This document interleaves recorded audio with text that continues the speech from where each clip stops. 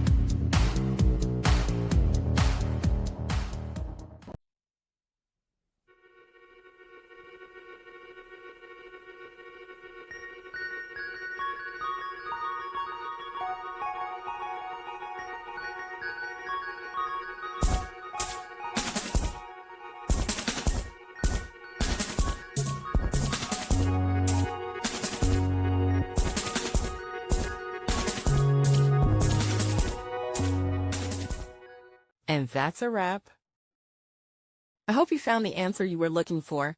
If you did, take a second to hit that subscribe button. It really helps out. And let me know in the comments which solution worked best for you. See you next time in the debug zone.